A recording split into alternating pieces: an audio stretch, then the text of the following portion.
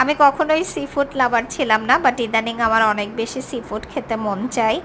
তো আমি আজকে একদম ডিফারেন্ট একটা জিনিস ট্রাই করেছি। কক্সবাজার আছি প্রায় 5 বছরের মতো, বাট এটা আমার কখনোই খাওয়া হয়নি।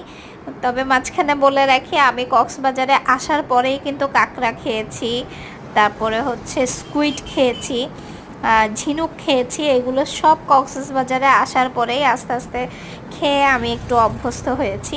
তো আজকে আমি খেয়েছি আরও ডিফারেন্ট একটা জিনিস, সেটা হচ্ছে অক্টোপাস।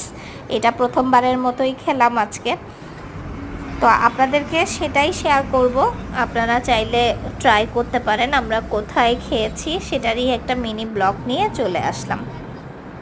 আমরা প্রায় সময়ই চেষ্টা করি রাতের বেলা একটু রিফ্রেশমেন্টের জন্য একটু অটো নিয়ে ঘোরাঘুরি করতে।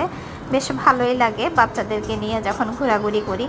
তবে আজকে আমাদের একদমই বাইরে ডিনার করার কোনো প্ল্যান ছিল না, কথা ছিল জাস্ট একটু অটো নিয়ে ঘোরাঘুরি করে বাসায় চলে আসব। কিন্তু যেটা সব সময় হয় সেটা হচ্ছে অটো নিয়ে ঘোরাঘুরি করতে করতেই জ্যান জাহির অনেক বেশি খিদে লেগে গেছে। তো ওরা তখন বাইনা ধরছিল বাইরে খাওয়ার জন্য। তো ওদের বাইনা রাখার জন্যেই আমরা চলে গেলাম সুগন্ধা পয়েন্টের ওখানে কড়াই রেস্টুরেন্টে। আমার ওই সময়ে অতটা খিদা ছিল না, যেহেতু বাসা থেকে আমরা সবাই নাস্তা করেই বের হয়েছিলাম।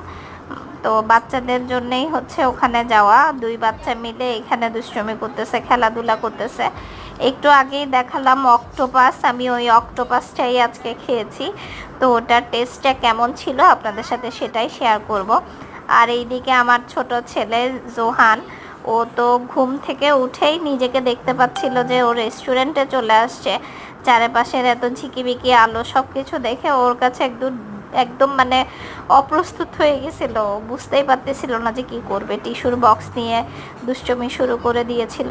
তারপরে এই যে বিভিন্ন ধরনের চিকেন কাবাব ওদের জন্য চলে আসছে, বারবিকিউ চিকেন ছিল। তারপর ওরা সবাই নান দিয়ে খাওয়া শুরু করে দিছে, আর আমি ওয়েট করতেছিলাম কখন আমার অক্টোপাস আসবে। আমি অক্টোপাসটাই খাবো, এই জন্য আমি আমার জন্য কোনো বারবিকিউই অর্ডার করিনি।